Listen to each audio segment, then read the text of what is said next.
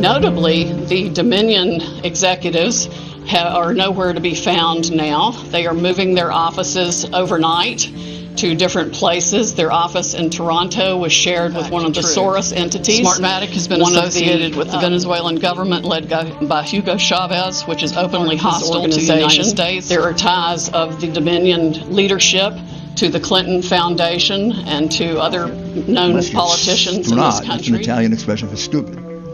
Unless you're stupid, you knew that a lot of people were coming over from Camden to vote. One of the Smartmatic patent holders, Eric Coomer, I believe his name is on the web as being recorded in a conversation with Antifa members saying that he had the election rigged for...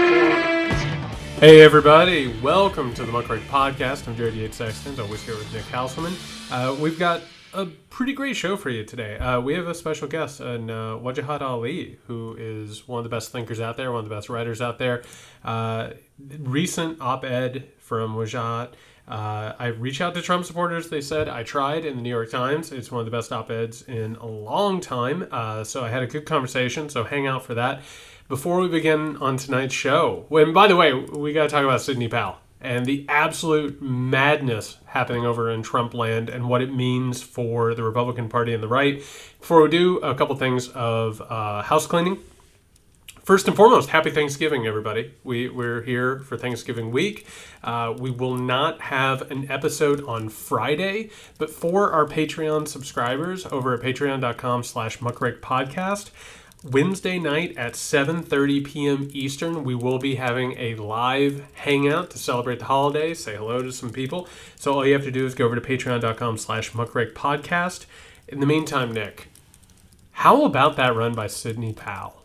Just an all-time run in politics. In a couple of days, she alleges that Hugo Chavez, who dead for a while, by the way, tried to steal the election.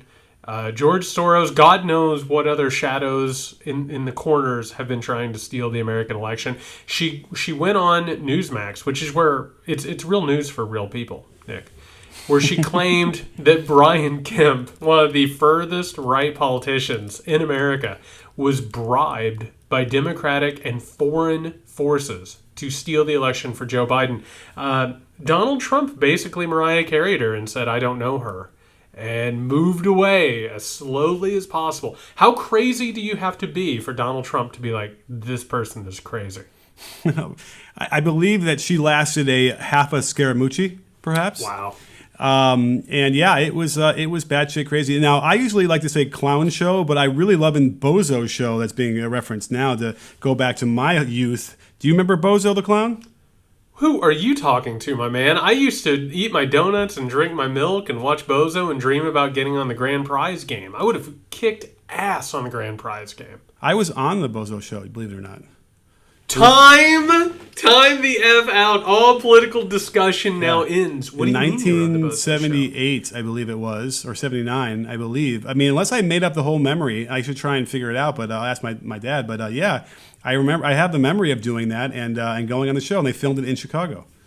Wait, what'd you do on the Bozo show? I think I was tossing the beanbags into the buckets. Stop it. Yeah, I mean, listen. That's my memory of it. This was like first grade or second grade, but I was there. So yeah. Wait, you might be making this whole thing up. I mean, it's not. It's like the. I mean, listen. Is Elizabeth Warren? You know, does she have any Native American blood in her and whatever? Like, is it the same kind of story in my family? I don't know, but as far as I'm concerned, it happened. Mark it down. This is a Hall of Fame Muckrake podcast moment.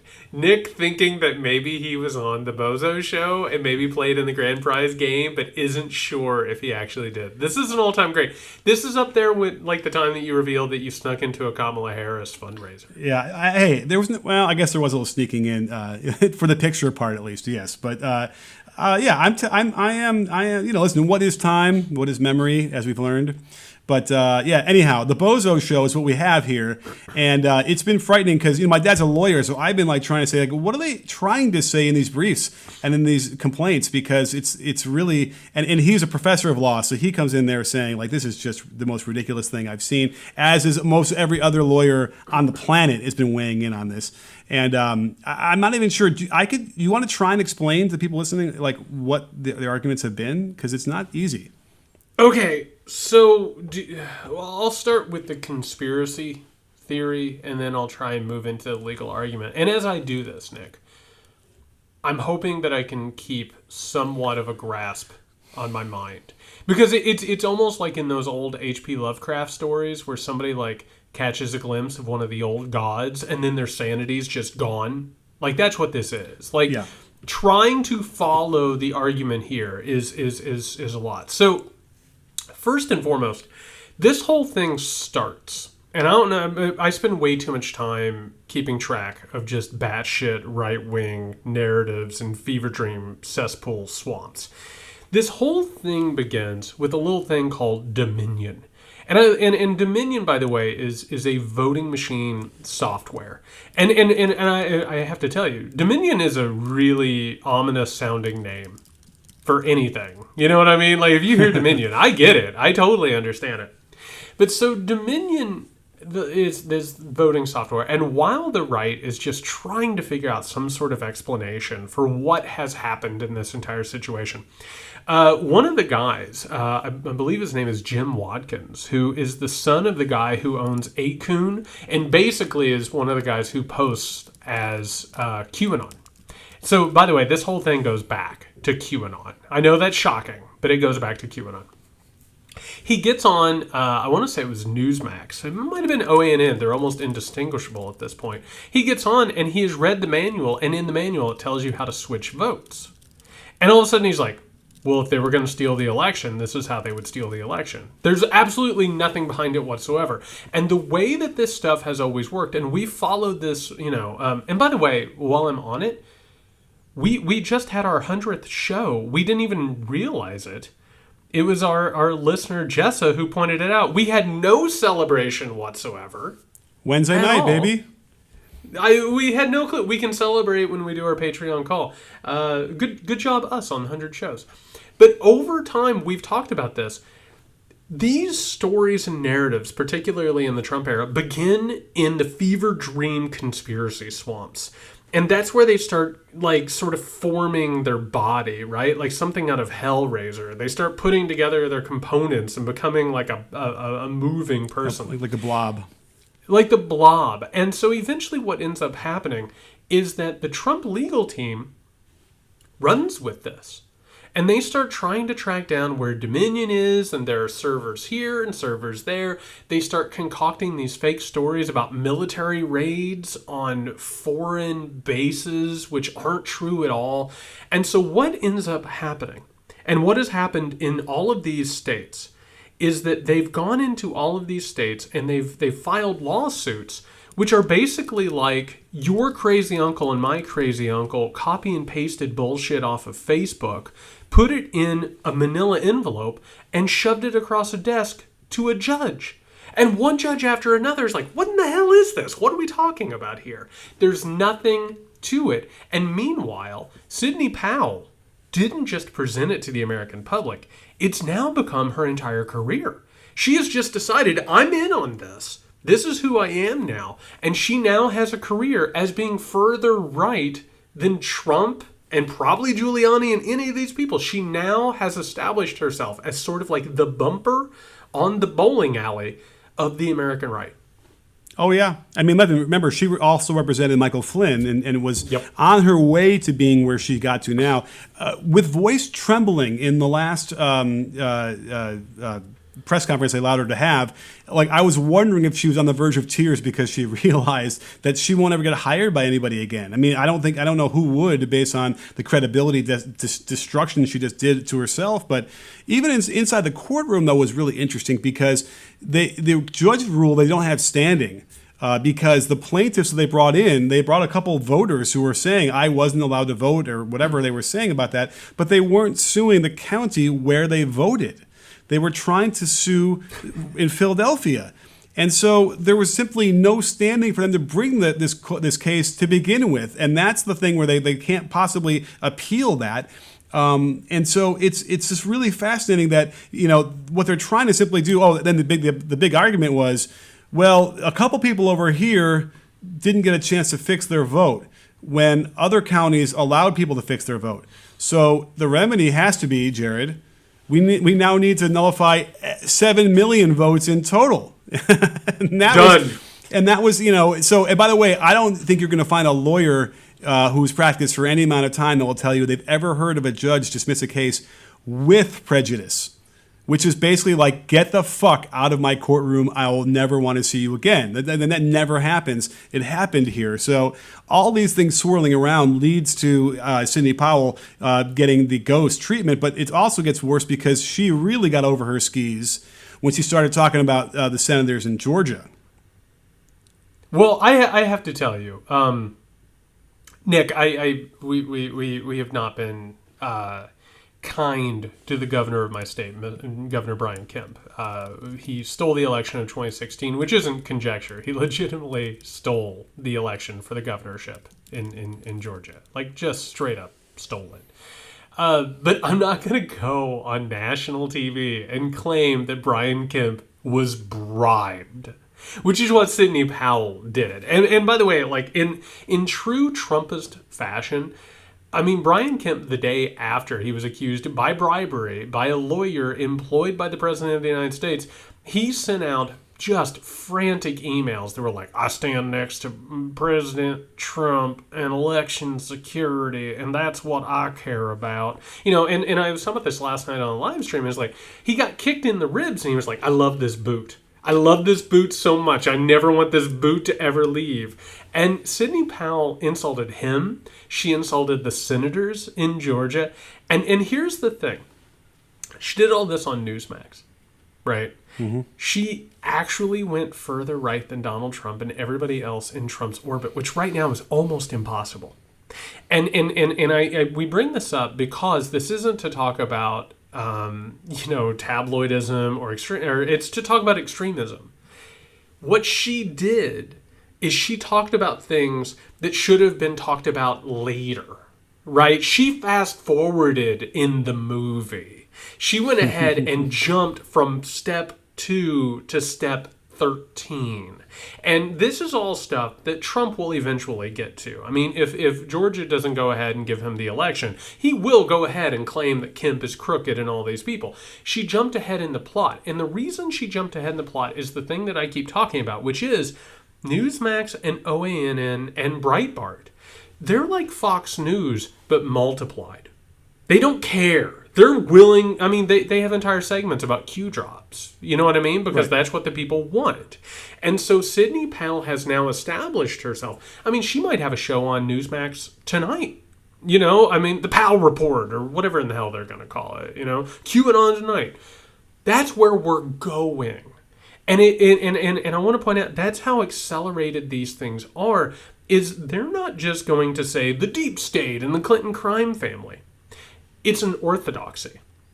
It's like a religion. There's going to be a group that says, if you split from us whatsoever, I don't care if you are one of the most far-right governors or some of the most far-right senators in the country, we will tell the world that you have been bribed and that you are corrupt to the point where maybe some violence should be visited upon you. That's what we're looking at. Sure. We have some breaking news in the last few minutes. It looks like, yes, Michigan will certify their results. Despite all of this ham-handed stuff. And by the way, like if I were a local legislator in Michigan and I got invited to the White House, I probably would go. Like that's probably that was going through their mind. I imagine it was free. And pop those corks, baby. Yeah, pop the champagne at Trump Tower. Yeah, in the Trump hotel, they hang out in the Trump hotel, get a free room, or whatever. Someone's paying for it, not them.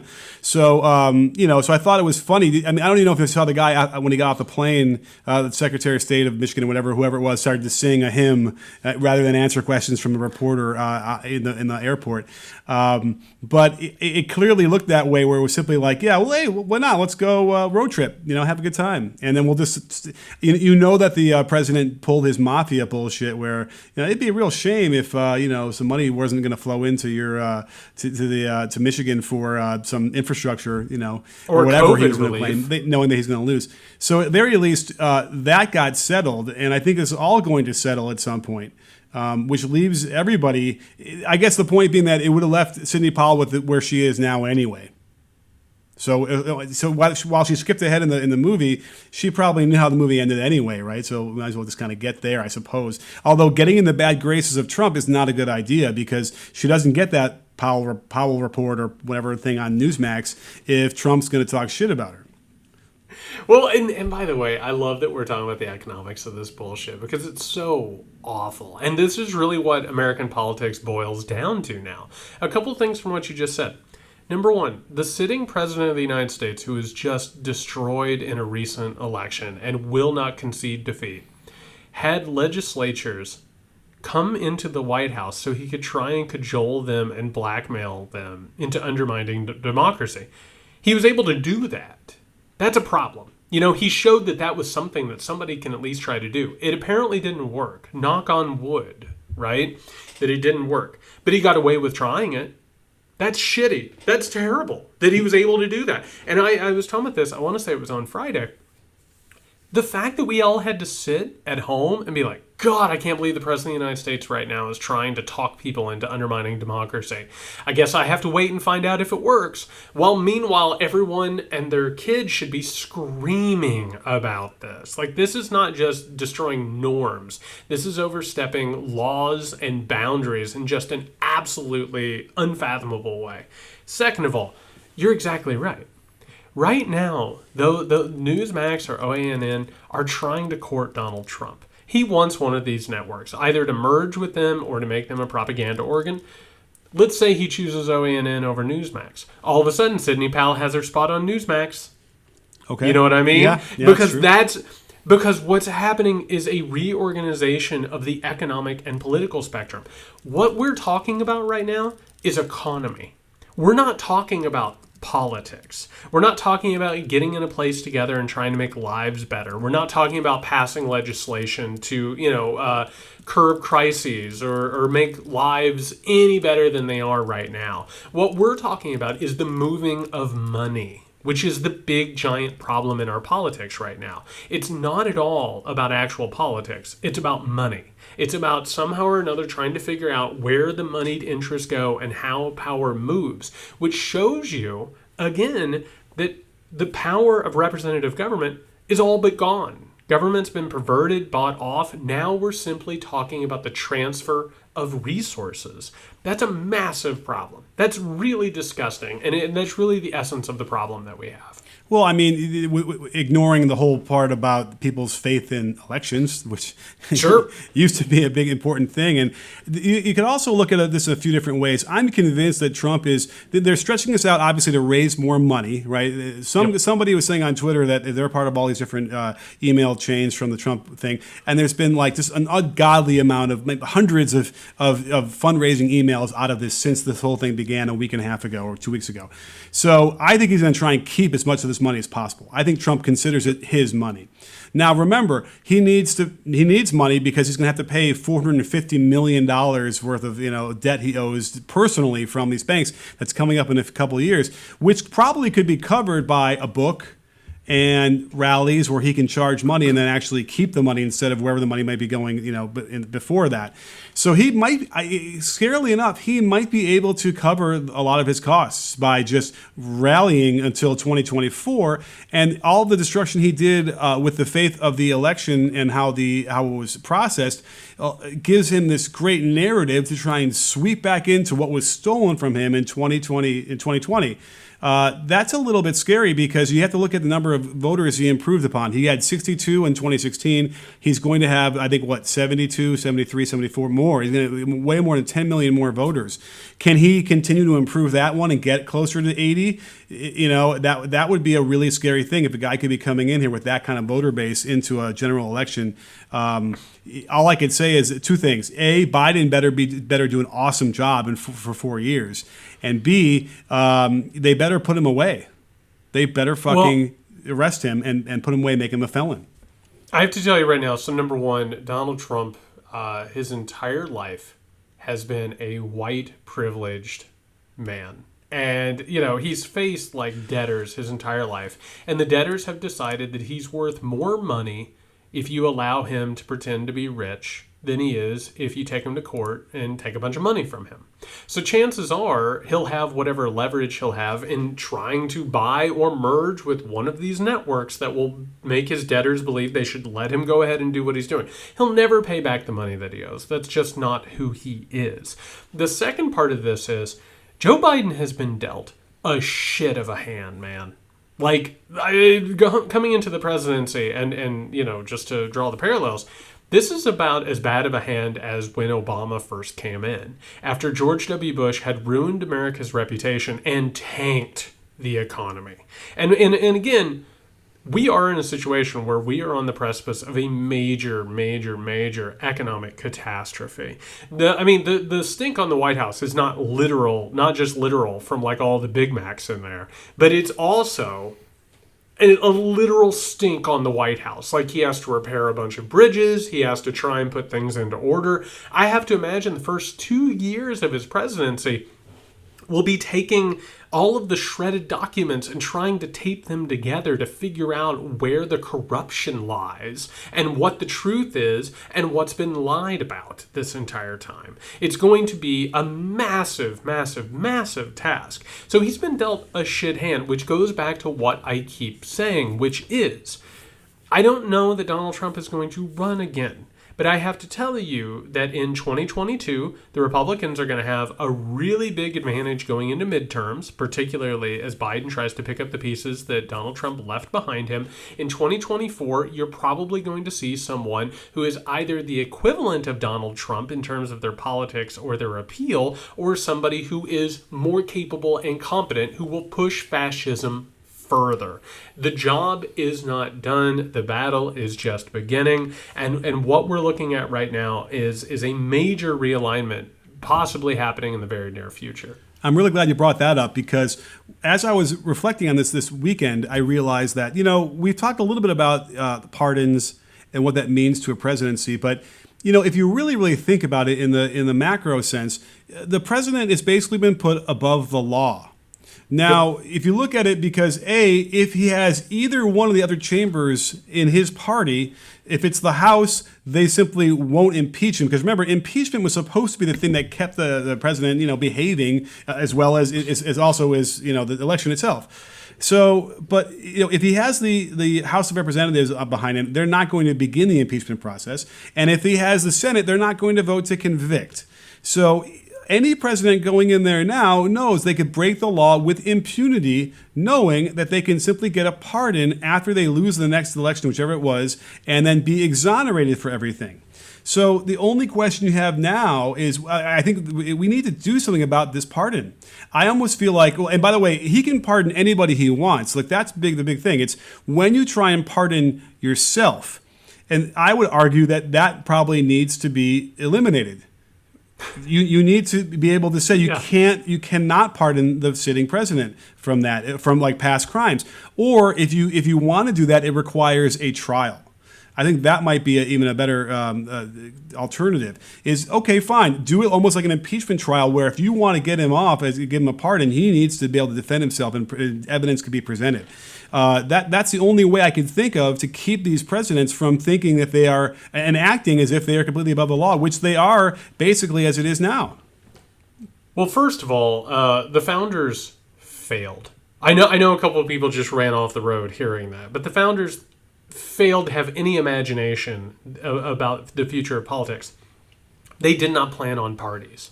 They thought that all of the wealthiest slave-holding white men in the country would just all be sensible, and that they would never, ever form political parties. My God, we're all Federalists, right? Nobody would ever form another party. And then it was immediate. It was like, we are Democrat Republicans, we are Federalists, and it was immediate. This was set up because they thought the main rivalry would be between the different branches of government, which we've now seen that doesn't matter. It's party over everything else. That's the failing of our founders. But the other thing that goes with this is there is a terrible, terrible momentum at the heart of the presidency. And it goes back particularly, and by the way, cheap plug, we're taping this on Monday, November 23rd. Episode 2 of the Vice series that I'm on, While the Rest of Us Die, Shadow Government on Vice. It's airing tonight. So if y'all are looking for something on the holiday weekend. After World War II, the American presidency starts to expand and starts to become so much more powerful. I mean, they have a button that they can destroy the rest of the world at any given moment. Like, they have to prosecute one war after another. Meanwhile, they kind of have to overthrow governments left and right. So if they get prosecuted, that's a real problem. You know what I mean? Like, we have to fight communism. Well, then, of course, post-communism, and we don't even need to talk about Iran-Contra, which, by the way, have you watched the new Reagan documentary on Showtime? I have not. It's excellent. Just another tip, the Reagans on Showtime. We'll check it out. It's really, really good. You know, we have things like Iran-Contra, which, how could he ever be held responsible for that? He's doing it for the red, white, and blue, Nick. Like, we can't take presidents and hold them accountable, not to mention Dick Nixon and all that stuff. In the modern era, of course, we have George W. Bush with the unitary theory, that the idea that the president can do whatever they want and they should be able to. Well, that didn't stop with Bush. That went to Obama, and then it went to Trump. And unfortunately, we'll go to Biden because the executive branch does not hand over power. It's like when you get in that club, you're part of that club. So you're not going to hand back power. You're not going to step away until eventually the Congress somehow or another manages to wrestle some of it away. It's a big, giant issue, and it's one of the... I'm sorry, it's one of the most dangerous things we've got going. I agree. And, we've been hearing how Biden has no interest in prosecuting Trump. Although, remember, it's not his decision, right? And in normal times, he would be nowhere near this decision as far as what the Department of Justice is supposed to do, because they're supposed to be completely independent, which would be nice if they reestablish that again. And then it would be up to whoever he nominates. But, of course, whoever he nominates, I'm sure that will be one of the conditions, which really, really sucks, which is why what's going on in New York is really, really important, because it would make him a felon and then he would not be able to run again. And I think, honestly, that's the biggest fear we all should be having right now. Now that Michigan is certifying, Pennsylvania is now done. This election is now, oh, by the way, the madness of the court cases were that we want to lose. Why? Well, so we can get it to Supreme Court. I mean, it's madness, because they're not losing. They're getting these suits dismissed with prejudice. Like that, you're never going to get to the Supreme Court this way. Which, by the way, to put it in your vernacular in sports terms, we're in garbage time right now. That's a great way to say it. The score is run up. There's no coming back. They're padding stats right now is what's happening. They're just trying like hell. Do you ever watch back in the day the Rock and Jock basketball games on MTV? I'm aware of them, but probably not really. How you're a basketball expert, Nick Hauselman. MTV was not my thing, really, believe it or not. They used to have like a 25-point basket that really? they would like bring from the rafters. It was like really, really high up. And it feels like the only way at this point in this garbage time is if they find the 25-point basket, that like feature. Somehow or another, if they get to the Supreme Court, this is a different ballgame. But this is garbage time. They have no ability whatsoever. They have no legal standing. That's the reason this is a coup. It's not legitimate at all. Well, to expand that, it's garbage time that the team that's losing by 25 points with 4 minutes to go puts the football player in, and he's just pummeling people left and right, and the referees just want to get the hell out of there, so they're not even want to call any fouls. Yep. And then what happens? You get fights, and you get it gets violent, and that's even more appropriate description for what he's doing. And it's worrisome because, again, this is the future. What's going to happen, and you described it perfectly, of somebody else who doesn't tweet like he does and doesn't speak like him and isn't orange will come in there and be able to do worse without anybody really even knowing, without any kind of transparency. That's what's so worrying about this whole thing. That we need to somehow shore up, and we certainly don't have an advocate in Joe Biden to clean this up. He certainly has not been running on, we're going to make the presidency transparent. We're going to maybe limit some of the power so this can't happen anymore. I haven't heard any of that kind of stuff from him, and I don't think we ever will. Who wants to give up that power? But it would be really reassuring to me. I mean, at the very least, the people he's nominating are appropriately experienced for these roles compared to what we had. Whether we want to criticize them or not, at least we have some adults, who deserve to have these, or not, deserve isn't the right term, but who merit the positions they're getting nominated for. Yeah, I mean, with Trump, it's one of those things where it's like the frog in the boiling water. Like, you look back on it, and while it was crazy at the time, you look back on it, and it's even crazier. It's like, all of a sudden, Trump, nominates some guy who complimented his tie at, a restaurant. Like, all of a sudden, that guy gets nominated for defense secretary. And then, all of a sudden, the undersecretary is a guy who wants, send him an email that said, "Hey, you were great on Imus yesterday," Right. and it's a bunch of people who either don't deserve to be there, or their entire ethos is to destroy the department that they're in charge of. Right. Now, I will say this, and this speaks to, I think, what you were saying. Joe Biden ran on the election being the healing. Right? It was the fight for the soul of the country, and if we win this election, the country will be better. I mean, he said as much multiple times. Well, now all of a sudden we have these nominees. And listen, they are eminently qualified people. I mean, you have Avril Haines, the Director of National Intelligence. You have Janet Yellen at Treasury. You have Anthony Blinken at Secretary of State. These are serious people. Now, do I agree with them? Absolutely, I do not. I have problems with all three of these nominees. And matter of fact, it's almost like, it's like when you're listening to a record and the record skips and you're like, oh God, is this record do I have to change the record? And then all of a sudden, it gets back to normal. And you're like, oh, okay, good. That was just a spot. That's what's happened here. I mean, it's like Blinken and Secretary of State. He's they call it the blob. The blob is sort of the military-industrial complex that just sort of continues no matter who the president is. One of the biggest critiques you can make of Barack Obama is that our foreign affairs and our military continue doing almost the exact same thing it did under George W. Bush. And then it continued under Trump, and it just continued unabated, and the president's there saying, "Good job, guys," and they give a speech and they say, "Hey, we killed so-and-so today," or whatever.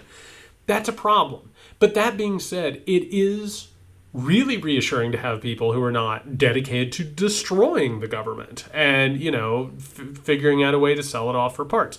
That is good, but that doesn't mean that the battle is done. What we've seen so far with these nominations and with the talking points is it's going to be old business as usual. I think that we need something bigger. I think that we need to have a much more daring sort of a vision. And I think if Trump escapes consequences, we're going to be looking back on it like Gerald Ford pardoning Richard Nixon. I mean, and we both know that was one of the things that led to the current moment of crisis. And we need something bigger and larger and realer. It's truly amazing that you bring up Gerald Ford and the pardon of Nixon. It is. Because it was exactly what I was patiently waiting to bring that up. It's amazing that you just said that. So that must mean something. 100 episodes, Nick. 100, yes. 100 episodes. Woo! All of a sudden, you're a rapport, my man. Yes, a mind meld, perhaps. But here's the thing I thought was interesting. I saw just recently was, the traditional wisdom was that, conventional wisdom was that Ford loses to Carter primarily because he had pardoned Nixon. Everyone was really pissed off at him for doing that, right? Do you realize how close 76 was? It was not a blowout. No, but basically, here's what somebody on Twitter was saying. I saved it. He said that 9,000 votes in Ohio and Hawaii would have changed the Electoral College, and he would have won instead. That's a narrower margin of victory than what Trump did in 2016, and we thought that was close. So I'm starting to realize here that I bet you if we looked, the approval ratings probably weren't even that bad for him either. This is something really concerning to me. Even then, that we can now realize, maybe without even noticing it then, was that again, we talked about this before. Nixon. There were a lot of people who thought Nixon got screwed and got pinched by the CIA. They set him up. There's a lot more people now that feel the same way about Trump.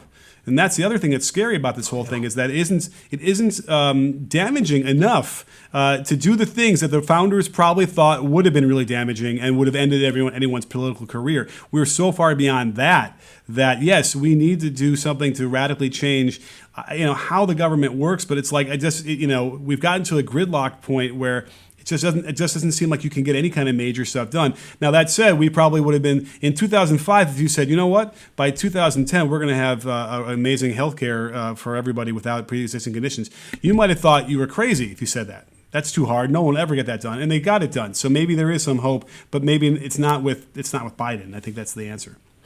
Well, listen, I don't like.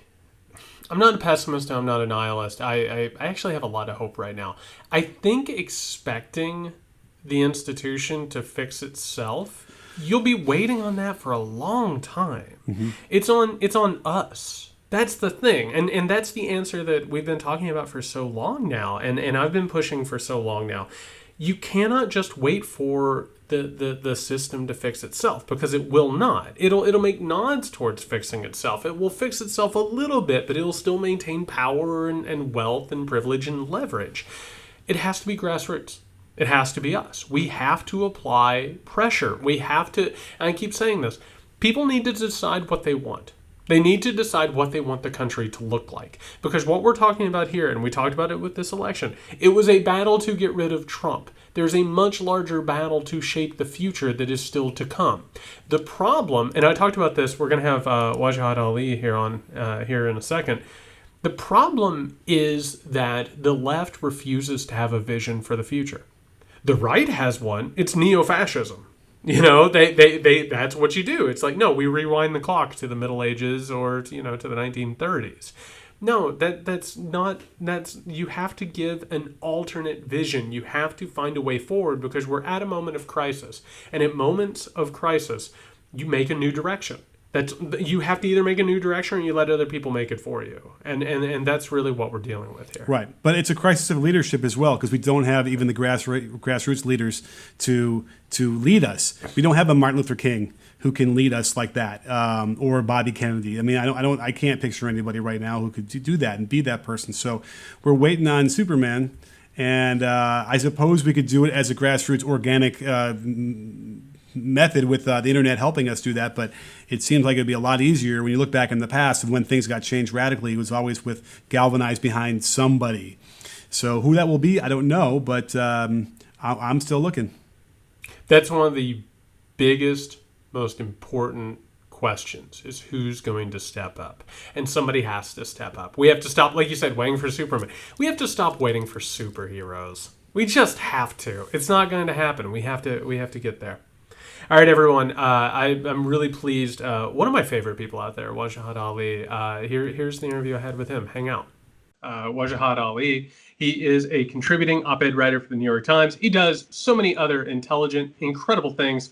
But as of right now, he's dealing with the fallout of actually a really good op-ed called "Reach Out to Trump Supporters. They Said I Tried." Wajahat, what has your life been like in the aftermath of this op-ed? I like the introduction. It's actually a really good op-ed, which is like... Hey, there are a lot of them out there that are just worthless. Yeah, we know this. No. This was, look, as I was saying, we actually had a really good conversation before you hit record. I am overwhelmed with love as a brown man, as a son of Pakistani immigrants, as a Muslim. Whenever you write an op-ed that gets picked up by Fox News or is discussed by Ben Shapiro on his podcast, or has Megyn Kelly tweet snarkily about it, I'm inundated with so many beautiful references to my skin tone, my immigration status, my religion. I get offers and or requests to have sex with only two animals. And this is what really bothers me. It's always about goats or camels. And I get offended because I'm like, what about horses? Like, why not expand the pie? Why do you have to be miserly during the holiday season? It's always goats and it's go F a goat, go F a camel. But this is, look, you have to have tough skin. I was talking to some young journalist students today for Peter Beinart's class. And I said, if you want to get into this arena and write about these issues and take on the right-wing ecosystem and take on the modern GOP, which I think you and I agree with what I'll say. And if I'm putting words in your mouth, please disagree with me. It's an extremist, counter-majoritarian force that is hostile to democracy. And you're a person of color. This is what you have to expect, a lot of love. But however, with this particular piece, I got a lot of that, but 3-to-1 ratio, so many people said, thank you for articulating my feelings and sentiments Thank you for saying what I've been wanting to say but did not find the words to. And you're right. Why should I reach out to those individuals who, after seeing 4 years of Trump's racism and cruelty, decided to double down and vote for a vulgarian? And where is our elegy? How come no one's demanding to read our elegy? And how come no one asks about our economic anxiety? And how come no one's telling Trump voters to reach out to us, the majority? So I'm glad it struck a nerve. Well, I just have to say first and foremost that the sad I think you're exactly right. The counter-majority movement that is the Republican Party. If you publish something right now that is even a lukewarm criticism of any of this, you should expect intimidation, harassment, and sadly enough, I think you and I both know this. There's a barometer. Depending upon how much harassment and intimidation you get, you start to understand whether or not it has even been read or even found some sort of audience out there, which is a terrible, despicable type of situation. But I think it leads into what we're talking about here. And for those of you who haven't read it, you absolutely should. This article, and tell me if I'm wrong, I assume this was in response to almost immediately. I think it was the Saturday after the election. Almost immediately, it was, we should reach out to Trump supporters right now, this very moment. Don't even pop the champagne. Just right now, go into the diners in Iowa and talk to these supporters. Yep. And I assume that you and I instantaneously, at the exact same moment, screamed at the heavens in a groan that could be heard around the country.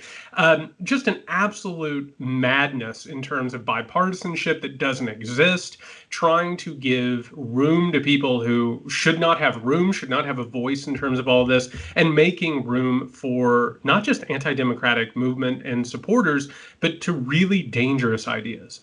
Well, it's all of that, and it's how whiteness operates in this country, where everything is centered around whiteness, and we have to chase Amy and chase Chuck, this mythical white man who drinks real coffee in the real counties, in the real coffee shops, in the real country of the Rust Belt, which also have people of color who, by the way, gave Biden his victory.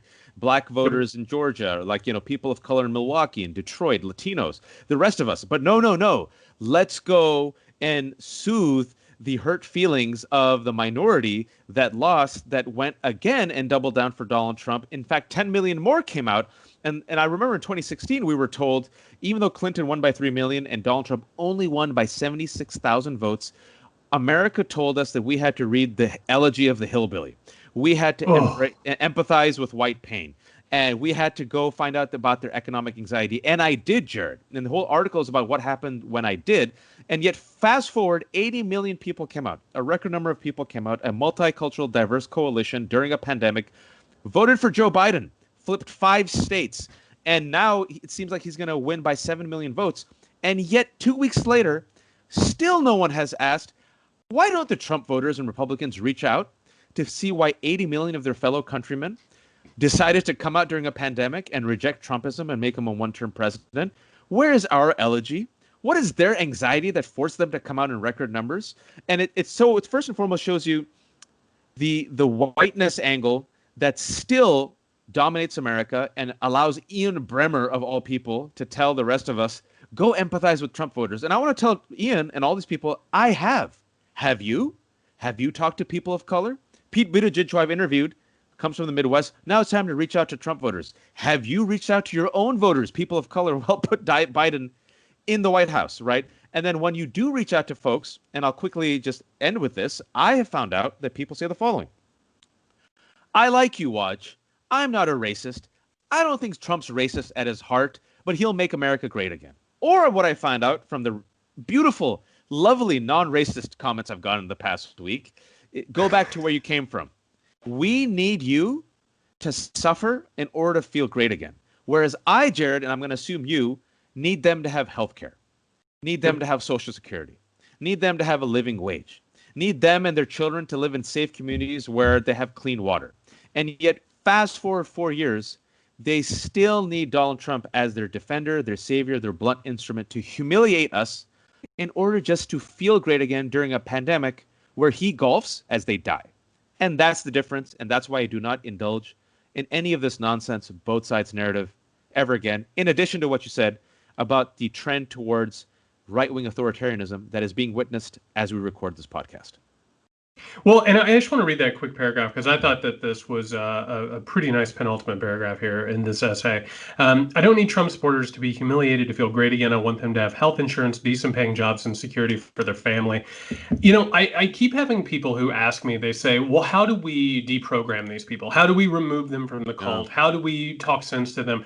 And what I keep telling them is this: you're not going to make them move away from Trump or the Republican Party by confronting them about politics. Yeah. There's just no way to do it at this point. It's a trench warfare situation. And on top of that, they're living in a completely alternate reality. There you It go. has nothing to do with a shared reality that we have. There you go. What I keep saying is this: I think the only way to do it is that you give them those things that you just listed. And that's like with Obamacare, affordable health care. Like it turned into something that they love. They Yeah. thought it was a takeover of the country, and you go ahead and you try and go in the back door. I don't think there's any going into any number of diners in this country and trying to talk truth to this nonsense because they're in such an alternate reality. And we've talked about this in the past that the right wing media ecosystem, easy Right. for me to say, has created and encapsulated them in. I don't think there's any way that this quote unquote outreach has any actual effect. Yeah, I agree with you. I tried to connect. I tried to tell my story. I didn't mince words. I empathized. I connected the dots. I talked about how in the past, whites who are now considered white were once the enemy, including Irish Catholic and Germans. I said this is a remake. Now tag you're it. It's the Muslim, the Mexican. It was the gays, still is, the blacks.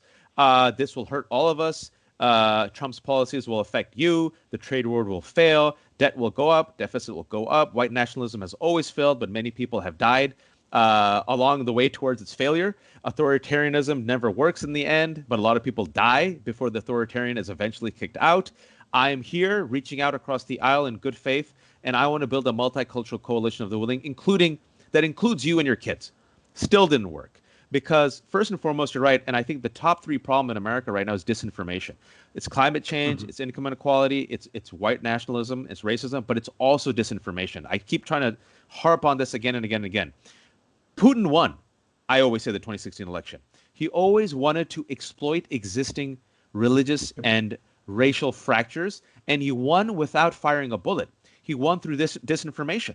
And democracies survive when the diverse population does not agree on a simple set of facts. It doesn't.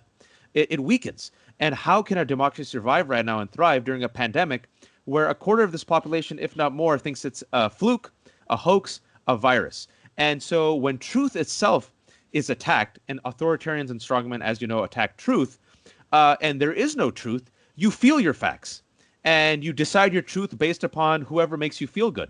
And this is where authoritarians thrive, because they say, I am your redeemer. I am your savior. I am the person you can trust. Don't trust the fake news, the language of fascists. Don't trust the press, the enemy of the people, the language of fascists. Trust me and only me.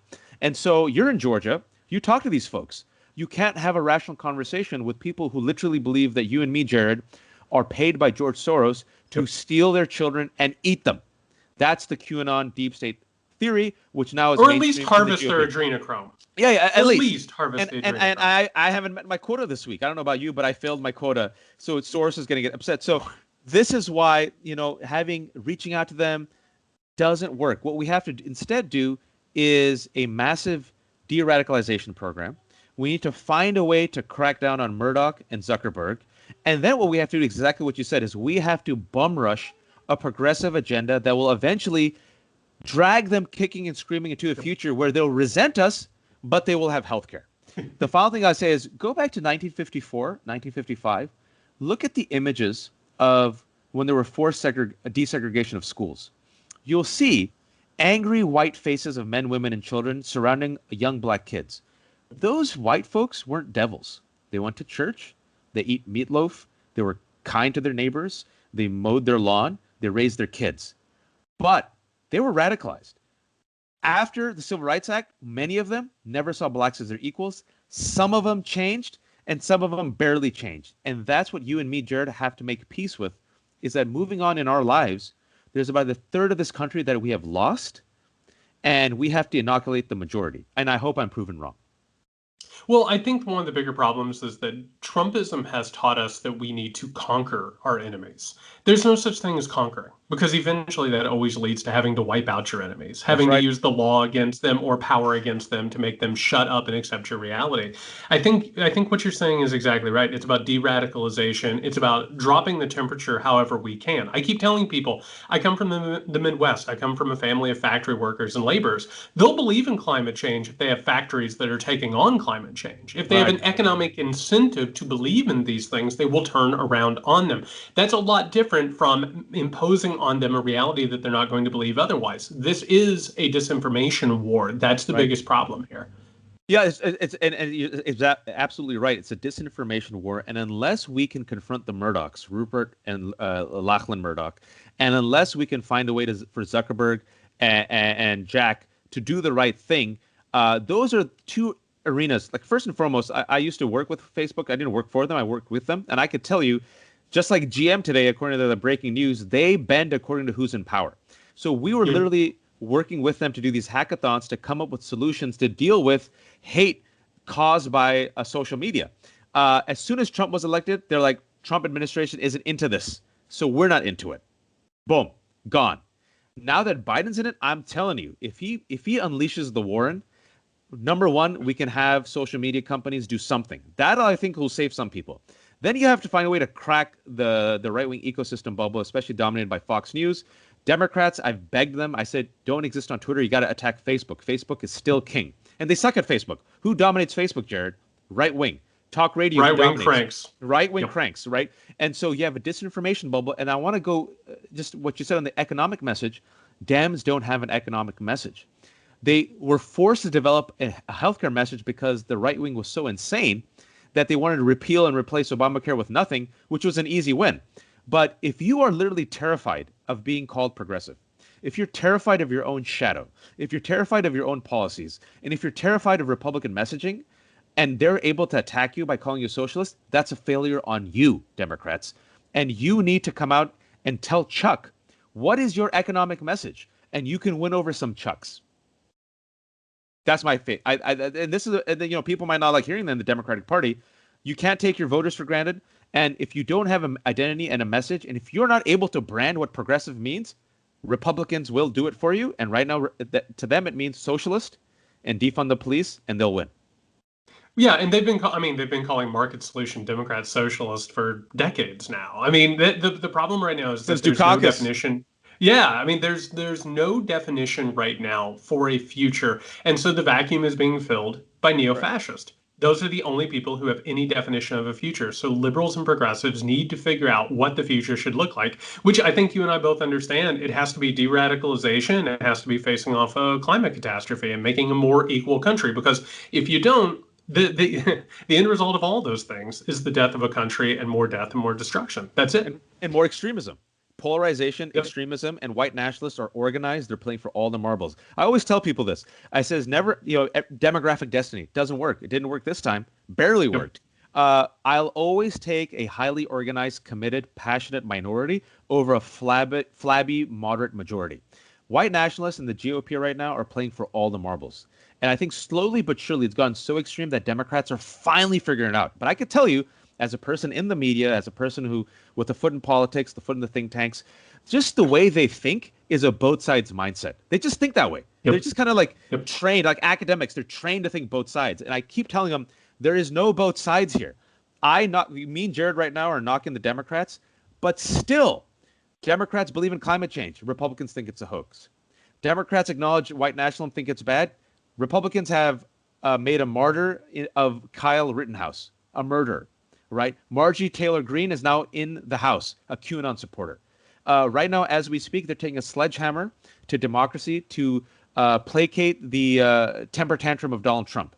Right? There's no both sides. And so there is a balance here for Biden where I agree with you. He has to lower the temperature. He has to be the president of all Americans. He has to reach out even to those people who don't like him. He has to bum rush policies that will help them, even though in the short term they resent him. And then what Democrats have to do, and Biden has to do this, is what does it mean to be a Democrat? What does it mean to be a progressive? What are our big tent values that incorporates AOC and Spanberger and who's the guy for Manchin. And if you don't communicate that, it's on you. It's your loss. So it's a huge opportunity, man. I want this to be a FDR moment, New Deal opportunity for the Democrats. And my fear is that they won't take it. And if you seriously think, and a part of you, I'll give a comic book analogy and I'll stop. You need to be the X-Men, a multicultural coalition, but the X-Men also need the X-Force. And if you guys don't know what the X-Force is, the X-Force There's is like about 10 of us right now who are into this. Yes, X-Force is like the Wetworks, where Professor Xavier, who's the big tent guy, says, I know I'm dealing with hardcore threats. People in the gutter who want to kill us. I need to create an X-Force, kind of an elite unit that goes and does the attack on disinformation on the right wing. And I don't know if they have an X-Force right now. Yeah, I think that the playing of hardball, I think, is something that has not been there before. And I completely agree with you. I think the best case scenario of all of this is an FDR-like moment, because I think people forget that fascism was on the rise right before World War II. And the New Deal just took the temperature down a little bit. It didn't necessarily even save the economy. It just took a bunch of young men who might have become fascist and got them out there, got them jobs, and got them involved in the community and kind of took the temperature down. Well, you've been generous with your time, so I'm going to let you go. But before we do, we're in the middle of a coup. I don't know if you've been watching the news on this. The worst possible, plus also most dangerous coup imaginable is happening right now. Just real quick, what's your take on what's going on? Where do you see this thing going? I think someone coined it the Ku Klux Klan, which I thought was hilarious. But I'm glad you call it a coup, because some people are saying, oh, it's fraud. No, it's a coup. Look, he wants to get away with this. Yep. He's trying to. That's what people need to realize. Just take a step back. Let's laugh at 4 Seasons Total Landscaping. Let's laugh at Sidney Powell. Let's laugh at Rudy Giuliani. What a run she had, by the way. A stunning week. And she was so crazy that they're like, we got to reel in the crazy, because she was now attacking Kemp in Georgia, and they realized it was an internecine warfare. And I was applauding. I'm like, yes, divide and conquer. Yes, finally, the colonialists are like getting a taste of their own medicine, right? But just to show you that she's so nutty that she had to be reined in. But I just want people to realize they are doing this because they want to get away with it. They can't get away with it because they're so incompetent, because the margin of victory was so high, because there's still some checks and balances, because there's still some Republicans who realize if we ignore the will of 80 million, there is going to be a mass revolution. They're going to kill us. And I think some people right there and right now are like, okay, let's be some rails and brakes here for our democracy to survive. And Carl Bernstein yesterday tweeted out names. He says, I'm going to name 21 Republican senators on the deal who are horrified by what's happening right now, horrified by what Trump is doing, and they realize it's a dangerous to our democracy, but none of them have spoken up. None of them. So this is what we have to look forward to, is that the modern GOP is an extremist counter-majoritarian party. People like Lindsey Graham, Ted Cruz on the deal know that it's becoming nutty, but the base has become radicalized, and they have to feed the base. And unless and until we confront that, acknowledge it, realize it, we're not going to properly assess the threat and deal with solutions to remedy it. If you still think it's both sides, you're not literally seeing the problem staring you in front of the face. And this is why I hope Democrats finally acknowledge that the GOP is a counter-majoritarian extremist party that is hostile to the majority. And as I have said, and you know this, I believe the GOP will further radicalize and weaponize. And if you They're going further. Yeah, I'll give you 3 examples. Kyle Rittenhouse, the McCloskeys, and Marjorie Taylor Greene. And I'll put 4 on there, Newsmax and OANN. There you go. They are siphoning off so many of the Fox News viewers. I mean, Fox News has lost control of the right-wing narrative at this point. That's a problem. It's gone. And they're powerful enough and wealthy enough that they can rein them in, but it becomes a business decision. And so now, and if you read Brian Stelter's hoax, even the people who work at Fox, they know it. And so now they're like, am I going to be complicit in the radicalization of America? The answer is yes. Am I going to be complicit in mainstreaming conspiracy theories and white nationalism? The answer is yes. Now it's like, am I going to go all the way in because I'm losing viewers to OANN, Newsmax, and maybe even Donald Trump's network? And that remains to be seen. Terrifying thoughts. Wajahat Ali, op-ed contributor to the New York Times and the author of Reach Out to Trump Supporters, They Said I Tried. One of the best op-eds of the year. I'll give you that. Thank you. I'll take it, man. Very well done. And everyone read Jared's book. Oh, you're so kind. You are the best. Where can people find you, Waj? At Wajahat Ali on Twitter. I write for New York Times. I'm also writing for the Daily Beast. Sometimes you'll see me on Peacock. I'm very easy to reach with your thoughts, concerns, suggestions, and recommendations of what country I should go back to. All right, man. Take care of yourself. Take care. Thank you, sir. All right, everyone. That was Wajahat Ali. We're so lucky to have him on. I hope it's not the last time. Really, really good stuff. A reminder, again, this week we're not going to have a Friday episode, but we will for our patrons. And all you have to do is go over to patreon.com/muckrake-podcast. Wednesday night at 7:30 p.m. Eastern, we're going to have a pre-Thanksgiving celebration. A celebration of 100 episodes, we have decided. Yes, let's make it that. Why not? Let's make it that. What do you say for 100 more? Are you up for it? Hey, I'm up for at least 100 more. Let's hopefully that we're talking about competency and science. Let's just make it about the next 100 about that, can we? I'll tell you, if I had to say right now what I would love for this show in the next 100 episodes, I would love to have conversations about competent people making decisions that if I disagree with them, it's that I don't think that they go far enough, and I hope that they'll listen. That would be wonderful. That would be a great 4 years. And then to watch, like you were saying, someone rise up and become a leader who can galvanize people and maybe do the work that maybe even government can't do. That would be awesome. That'd be great. I'm in. All right. All right, everybody. I hope you have a wonderful Thanksgiving. Be safe. Just don't take any chances. Remember, there are other people out there. A lot of really, really vulnerable people. Before we go, I have to tell you, I am thankful for you, and I'm thankful for Nick. I am very, very thankful that we're able to do this and have these conversations. But I'm very, very thankful about this community that we are building. You give me hope on a constant basis. So thank you to you and yours. Happy Thanksgiving. If you need us until after Thanksgiving, you can find Nick over at Can You Hear Me SMH. You can find me at JY Sexton. Stay safe, everyone.